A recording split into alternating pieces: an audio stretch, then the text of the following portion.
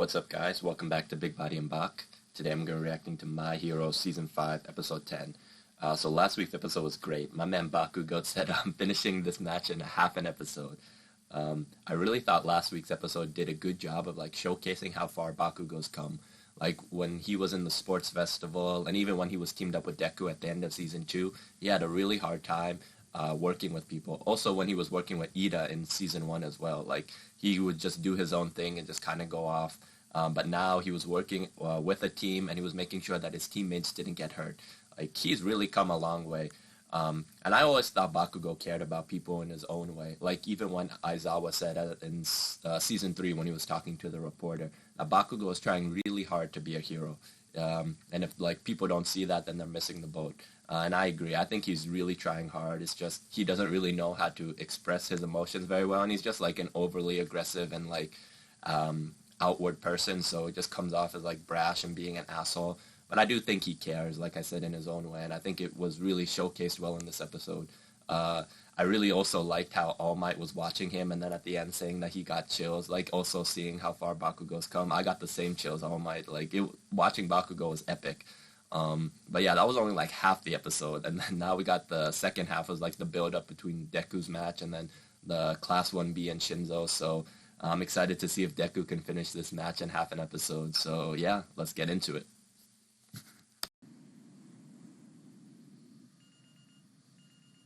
Yo, we're getting some all-for-one action.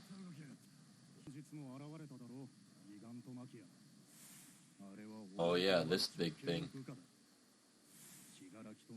Damn.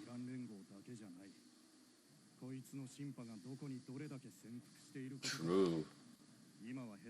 All for One could have an army hiding somewhere for all we know. Yo, what? Did he get a trigger when Deku had his visions? Yo, this is making me think that One for All and All for One are connected.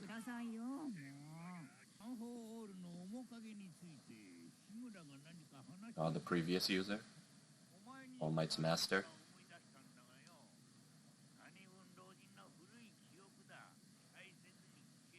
Dude, Gran Torino needs to retire, man. Making him work too hard. Yo, I like this backstory.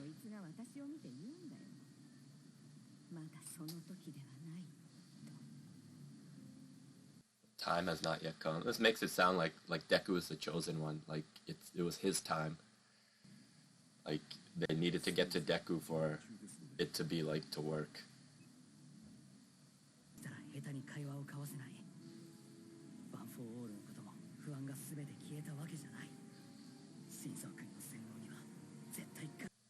Alright, let's go. Deku gang.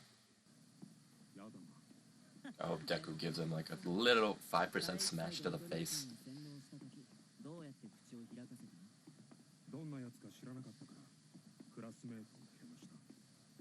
Get in his head. Mind games. Trash talk.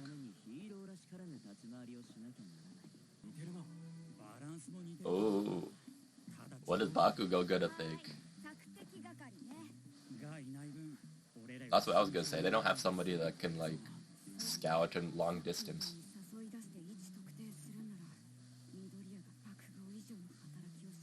Oh. What the fuck was that? Alright, so one of them can control.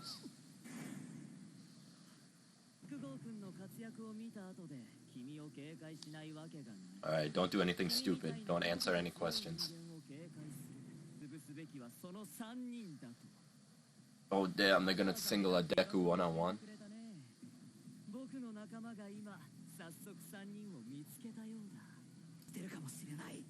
Oh, true. Yo, this guy likes the mind games, man. Fuck, he's getting in Deku's head. Yo, just airgun him, Deku. Don't think, just... Yeah, that's right. Dude, he's gotten good at that.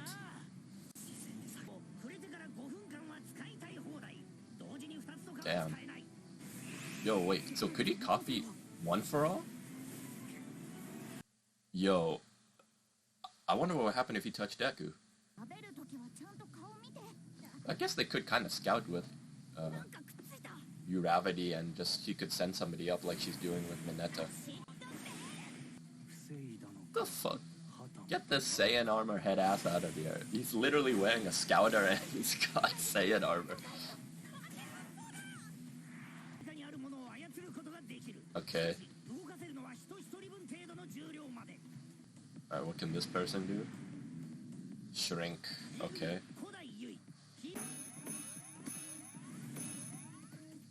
Damn, let's go, Uehara.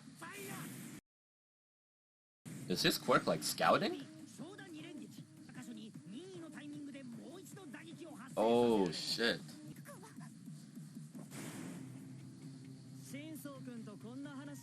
Damn, Deku, take this guy out already. What's taking you so long? He's clearly just running away.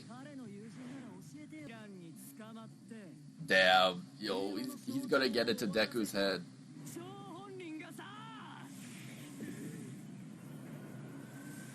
He's getting pissed. Whoa, what the hell is happening?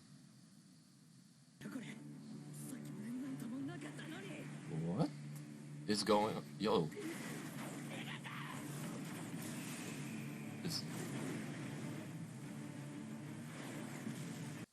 He's crying. What is going on? Is this like One for All going out of control?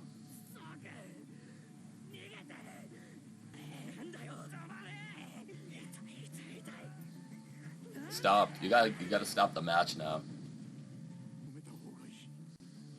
Yes. Yo, Aizawa knows. I think Aizawa's gonna find out about One for All after this. What is she doing?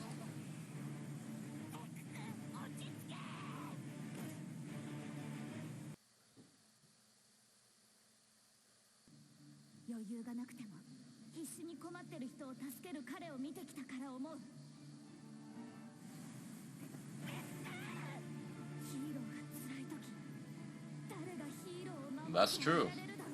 Who's gonna help the heroes when they need help?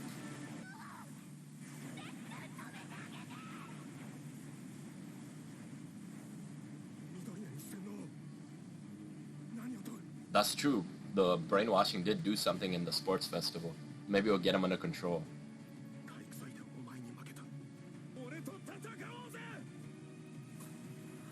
You have to answer, Deku.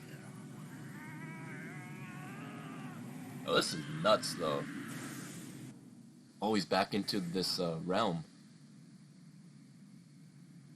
Yeah, I wonder if All for One can sense what's going on, too. Oh, it's one of the previous users. Yo, wait a second. Yeah, why can't Deku talk it here? And he's talking back, like they can have a conversation. Bro, this was definitely inspired by Avatar. Yes, okay, fuck. Deku can use multiple quirks then. Oh. So each time One for All passed on a piece of the previous user mixed in. Yo, this is epic. Shit, so that means can Deku use like the previous quirks of all the previous users? So he could have what? I guess 7 more or 6 more quirks because he's the 9th user. All Might didn't have a quirk, and then the first quirk was just like the ability to stockpile. Black Whip. Oh, so this guy's quirk is Whip. So what triggered it? Was it like his anger plus his desire to capture him, so then One for All responded to that? Deku is literally an avatar.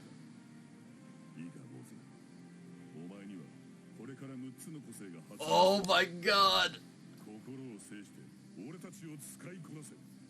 Shit, I want to know what the other quirks are now. Oh. Yo, bitch slap back to reality.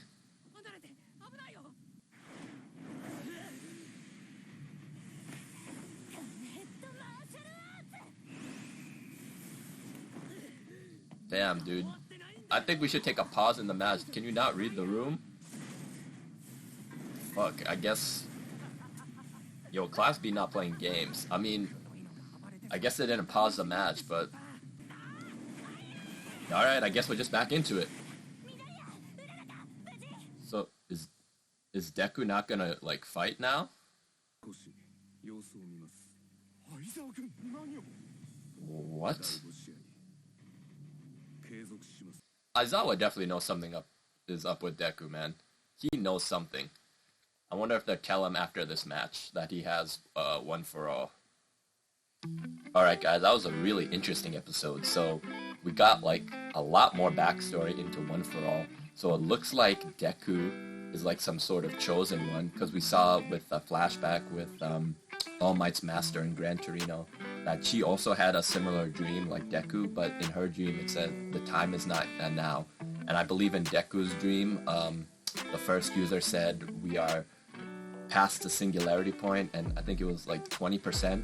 So it's like, I feel like Deku is like the chosen one, and that One for All has been passing down to this point to get to Deku, and he probably might be the chosen one who has to stop All for One in the end, because in the beginning of this episode too, we saw All for One, and it's like he could feel his brother's voice or something. So I'm wondering if when Deku had his dream, All for One was like connected to it, because they are connected, right? All for One did give his brother the stockpile quirk, if I'm remembering correctly, and then the fact that his brother had the ability to pass on quirks is what kind of turned into One for All. So I wonder if there's like a connection to them and they're like linked, so like they'll always like know what's happening and they'll always be like together, sort of like a Harry Potter vibe, like how Harry and Voldemort were kind of like linked until the end. So I wonder if like, even like this last vision, I wonder if All for One could feel what was going on with Deku and One for All. There's still like a lot of history there that I would like to know, and I wonder if we'll figure that out as like the story progresses. But yeah, Deku, like I said, is kind of like the chosen one, is like an avatar now. Like he, as soon as he lost control of the Black Whip, I think it was called, quirk, we saw in a flashback, or not a flashback, I guess a dream, that he was talking to, I think, one of the previous users. I don't remember the exact number, but that was his quirk, that whip quirk. And it looks like Deku might be able to talk to like all the other previous users, like one-on-one, like he was doing there. But it was something that I was curious about while watching the episode, is why that user could only talk to him for like a short period of time. I wonder if that has to do with like how much of his spirit is inside One for All, or like the fact that Deku can only use like 20%, so if Deku uses more percentage or gets used to using more, can he talk to the previous users longer? There's just so many questions I have after this episode, and I'm excited to see like all of this get flushed out as the story progresses. Like I definitely want to know what the other users are, what all their quirks are. I mean, Deku's gonna get this huge level up now. Like he's gonna be able to use all these quirks, plus like enhance them too to make them stronger because of One for All and the stockpile. The fact that it gets to this, like the amount of growth Deku's gonna go through probably throughout the rest of the show is gonna be insane, and I can't wait to see like what that looks like, the final product at the end of this. That final battle then between Deku and I'm guessing All for One is gonna be insane. Like the fact that we brought back All for One clearly shows me that he's gonna like come back into the story somehow. He'll probably escape, and then he'll be like, he's gonna be the final villain, and Deku's gonna have to fight him at the end. So I'm already looking too far ahead, but I know that final battle is gonna be insane. But that was like the major part of the episode to me, and then we got like the match that was actually going on. I thought they were gonna stop it when Deku lost control, but it looks like Aizawa wants to see what happens. I think partly because of Shinzo, and I also think he knows like there's something weird going on with Deku. So I wonder if Deku and All Might will be like, yo, we have to tell Aizawa that, what about One for All, and then what's going on. So I'd be interested to see, like, because that was kind of weird. Everybody literally saw Deku like lose control and have like, wait, what's going on? I thought his quirk was like a fighting quirk. What is all this like black stuff going on? So I'm interested to see how Deku spins that after this match. Also another thing that I thought was pretty cool is that Uraraka brought up a good point, like when heroes are in danger, who protects the heroes? Because everybody expects the heroes to protect them, so who's going to protect the heroes? So I wonder if that's going to be like a role she plays in the future, is that she'll kind of like gonna protect the heroes that need help. So I thought that was like an interesting little thing they put in, because they even showed a flashback of Uraraka. This is why she has this mindset, like, and it kind of built up as she was watching Deku throughout the show. So I'm interested to see if like that's gonna be like her role throughout the rest of the show. But overall, this episode was really interesting, and I think it really sets up things well and just adds like a whole another layer to the rest of the story. So I'm excited to see how everything kind of plays out. But yeah, that's going to do it for me, guys. If you enjoyed this video, could drop a like, put a comment down below what you guys thought of the episode, and yeah, I'll see you guys in the next one. Peace.